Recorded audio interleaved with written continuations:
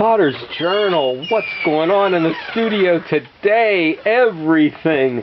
I am letting these jugs with the beading dry out really slow, but I did get one in the kiln today. That's what we're going to do, is a kiln opening, and I will get back to this series of pots inspired by French Mediterranean. I've been working on this canvas covered board, putting handles on, watching pottery videos. Okay, you caught me, it's a ski movie.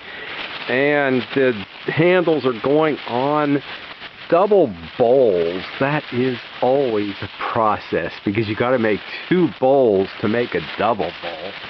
And the handles are all lining up. Here's a few finished ones from the past.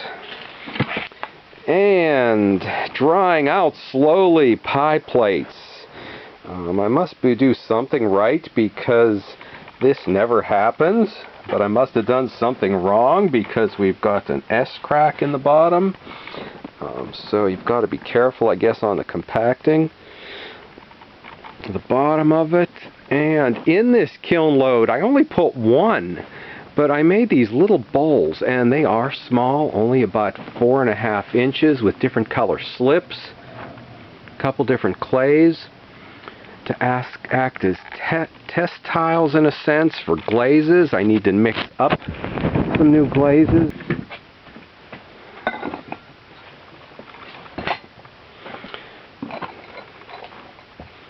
Okay, and let's see what's in the kiln today. I did peek. There's some sponge holders on the top. However, here's one that I put in as a prototype from another firing with a medium cork on the bottom. Came out really dark this time, but I had used a different clay body that I had reclaimed using a black clay body and my regular hazelnut from Standard, so I think that's what happened there. And okay, some mugs. These were also that reclaimed clay, but okay, and the medium cork doesn't look quite so bad there, with the sea mist from Standard on the inside and overlapping down to here. This is a white slip, so that combination's been working for me. And the little shots with the button medallions. Okay. And I like when I use the white clay for the button.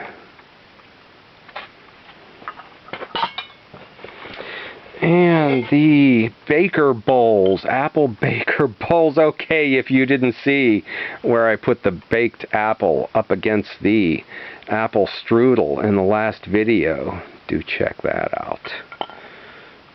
Okay.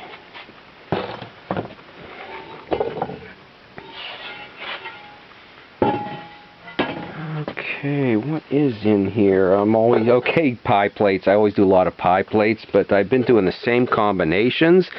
I finally decided I had been doing the white slip mostly with my green celadon, and either, a pattern like this or my rooster in there, so I decided to put the Standard snow on brick, or is that the medium cork? I don't know. But yeah, that works too. And then I put the sea mist over the lip. When it's double dipped, or dipped over, it comes out, yeah, like that. Okay, and yeah, the smaller chip and dip plates, it's easier to glaze and put in here. They fit in my bucket. I'm not quite sure how I'm going to do the big ones. And here's the first of those little test tiles. Okay, so I wanted to try out the clay body Simon Leach is using and see what it would do in my kiln. And this is why I am using the hazelnut clay from Standard, opposed to the, I believe it's 306 over here. because in an oxidation kiln at cone 6, you get the reduction-like look with the hazelnut clay out of the oxidation kiln. So there's why I've been doing that. But since, I might use some of this clay, I thought what would happen if we put a dark slip over it. So this is the black clay body that we looked at on the top shelf as a slip combed through with the green celadon. That here it is over the hazelnut, and here it is over the lighter 306.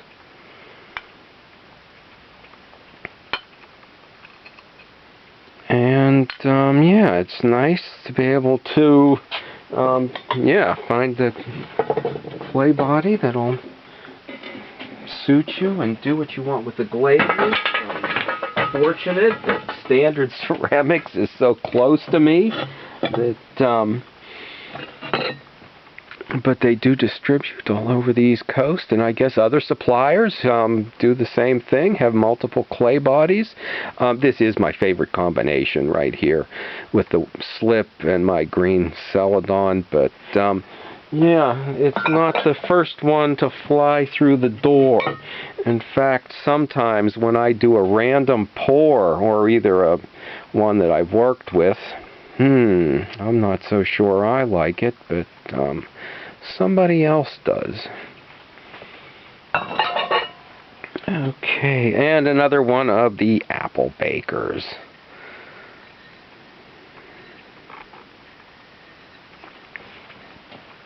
Okay, I forget what's in here, but, oh wait, I did say that I've got one of my first beaded pots. Okay, yeah. Oh, I forgot what's in here.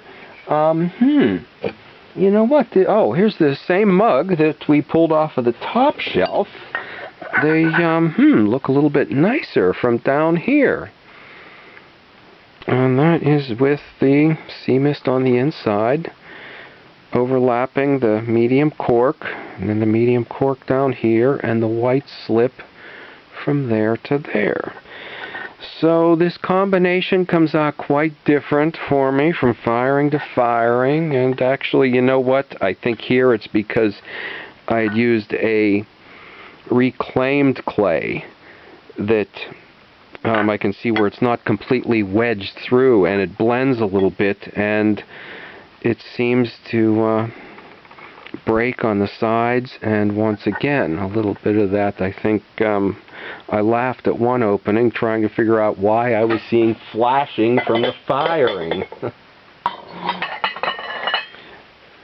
Okay, and here's something I do on the tea bowls, and I never thought really to do in here with the fingerprints. So when I dipped it one way, I had the fingerprints there, and then I think when I dipped it the first way, I had them there. So, might be more suited to a tea ball or a sake jar than the mug. Okay, but we'll find out. And this one I didn't put my special 1 of 101 jugs on. I just dipped it all in the blue, but yeah, that's not bad. And these were inspired by French Mediterranean pieces, and they were glazed very simply in a single glaze. So, taking inspiration from that. And they were glazed often a green or a honey brown, or a mustard brown, or a yellow, I should say, or brown.